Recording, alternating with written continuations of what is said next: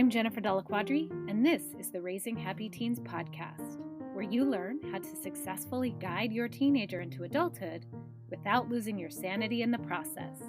Let's do this.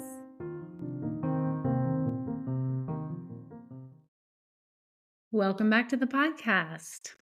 How's it going? How's your summer going? I know that when August rolls around, a lot of people are like, well, it's fall. School's starting. All of the things are picking up, especially you teachers are out there like, oh, here we go again. And yeah, we're here. It's already near the end of summer, and I can't believe it. That being said, I do have some really exciting things coming up this fall that are going to be so helpful for you. I'm planning on hosting a series of workshops, the first of which is going to be this September, and it's going to be for parents. I'm still ironing out the details, but you can put yourself on the wait list to be notified when all of the details come out. There's a link in the show notes for you to get on that wait list and be notified. A lot of the things I'm going to be talking about in this episode directly apply to what I will be teaching in that workshop. So if you're finding this episode or really any of my episodes to be helpful, this is something you'll want to consider participating in. So head down there and go ahead and get yourself on the wait list. And while you're down there, would love for you to leave a review, subscribe, become a part of this podcast. We're all a family here. The more you can share this with people, other parents who are in the struggle, I know firsthand how hard these years can be, and we could all use a little support. So your approval, your comments, and positive feedback on this podcast does get it to be a little more visible. So I would love if you could head out there and just give me a little thumbs up or send it to someone who you think could really benefit from the information.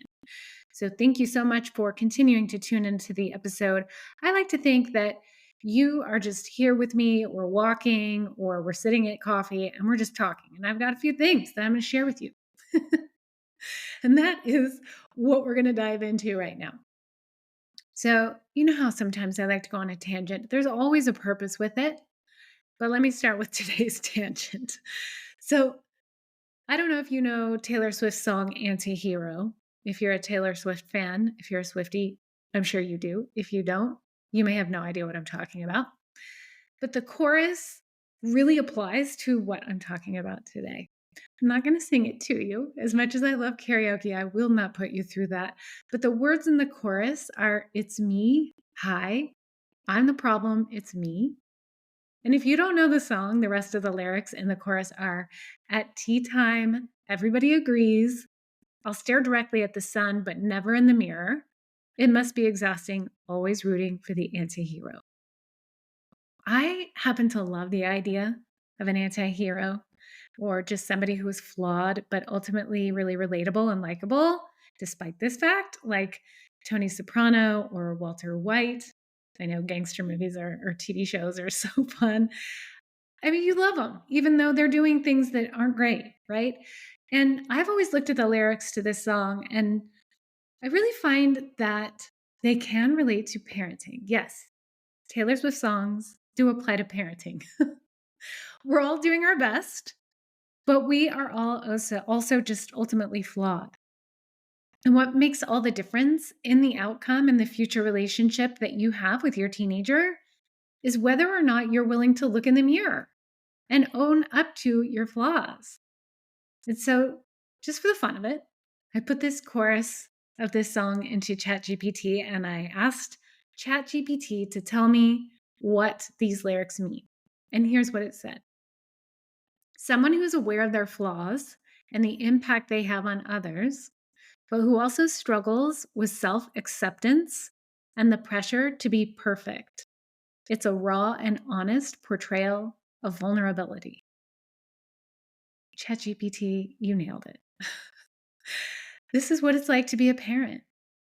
There's this pressure to be perfect. And it's hard to, especially if you're a perfectionist or a high achiever, it's hard to admit that you're not perfect or that there's flaws in your approach. But when you do, it makes all the difference. And Truthfully, when you're parenting a teenager, there is no perfect. There's no perfect in anything. But really, that time in parenting can be the exact opposite of perfect. And if you're here, you're probably nodding your head. Like, I thought I had it all down, and then they turned a teenager, and then I was like, apparently I know nothing. These kids don't come with manuals. That's so hard. And it really forces you to change the way you do things or change the way you think about things. And that is not easy to do, but it's so important. And that's what I'm talking about in this episode. Something is happening with your teenager that you don't love. And that could be anything from a messy room to reckless and dangerous behavior. And what I'm talking about here, it can apply to any and all of it. So you see something that your teenager is doing, something that's going on, or something they're not doing, some circumstances that you want to change. The first impulse is often to tell them to change, or to force them to change, or expect them to change. But the more effective and impactful thing to do is to turn things around and see what you might be able to change. So you may be wondering, well, what the heck can I change? I'm already doing so much. Here are 3 things that you can change. Number 1, your expectations. So taking into consideration where they're developed and the potential social and emotional influences that are occurring. So depending on how old they are, where they are in their ability to self-regulate, I've done a few episodes on expectations, but it's a really great place to start, is understanding what you're expecting from your teenager. Is it appropriate for them or not? And where do these expectations come from? And do they fall in line with your values?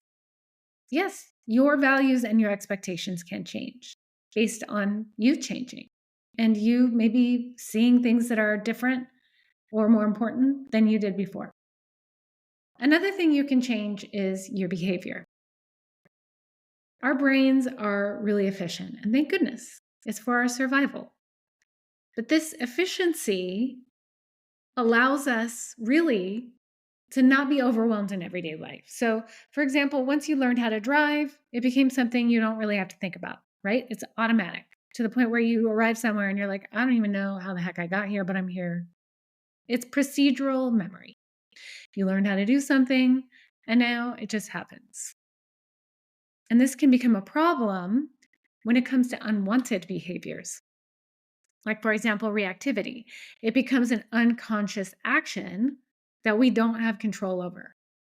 So you might have a procedural memory of yelling when your teen talks back to you.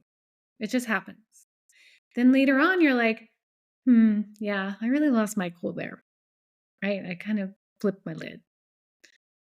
But the good news is that this procedural memory can change. And it all starts with awareness. You just being like, you know what? I did that. I don't really want to do that anymore. And once you have that awareness, once you notice it, then you can start to practice something new and create a new procedural memory.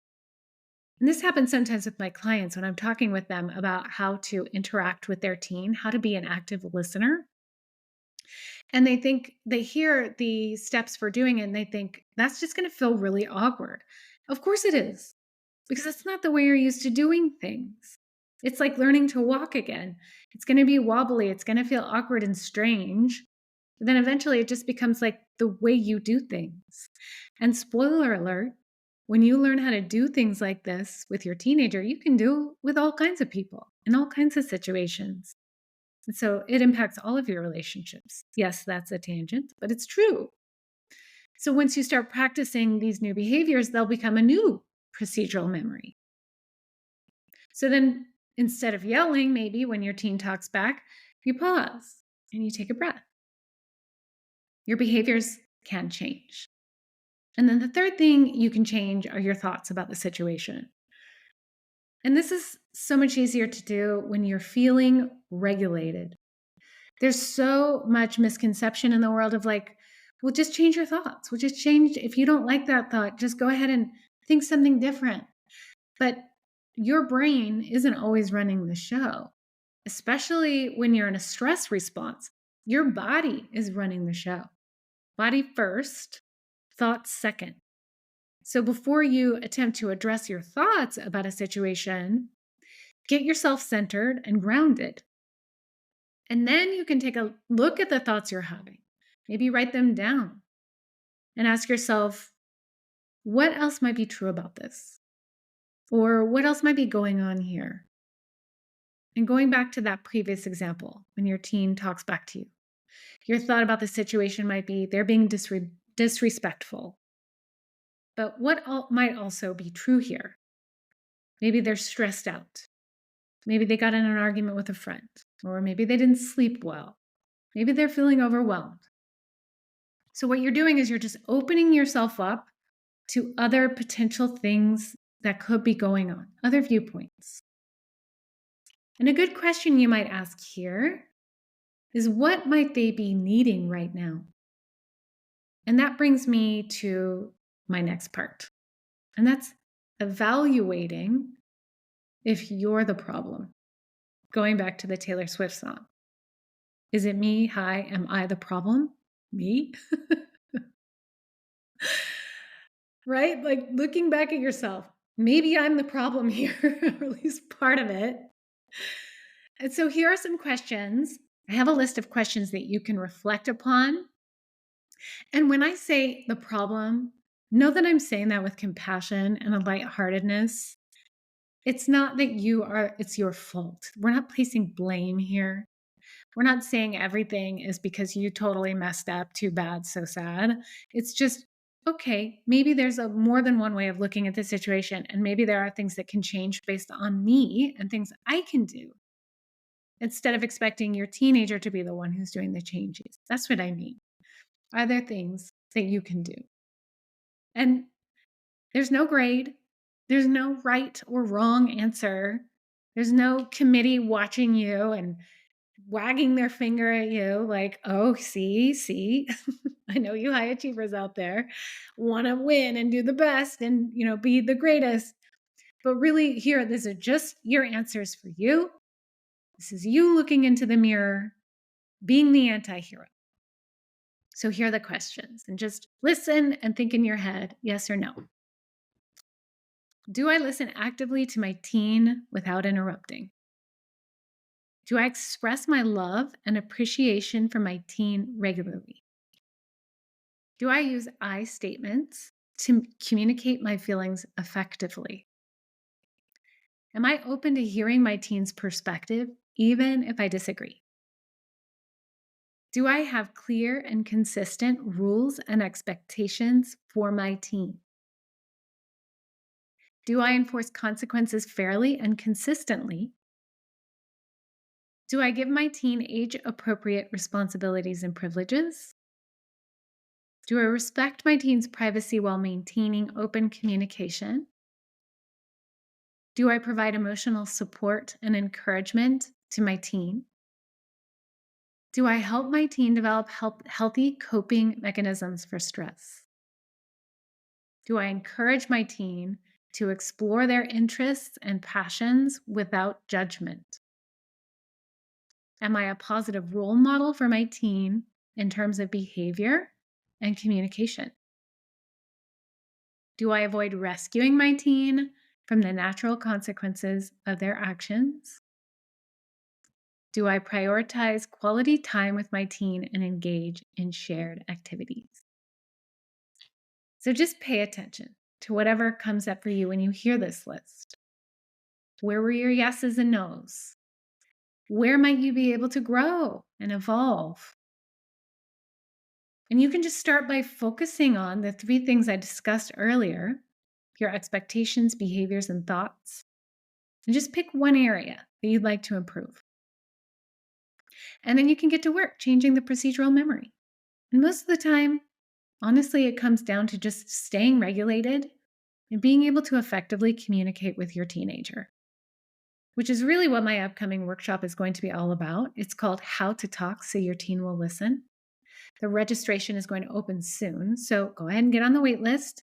just to be sure you get notified when the doors are open. The link is in the comments and the show notes.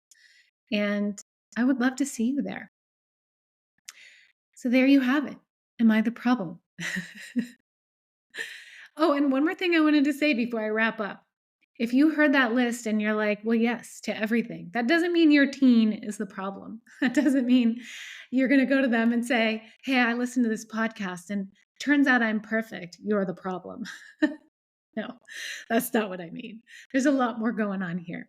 This is just scratching the surface to things that you could potentially alter or change to improve your relationship with your teenager, help them feel more confident, and ultimately help you form a better connection with them. So thanks for tuning in, and I'll see you next time.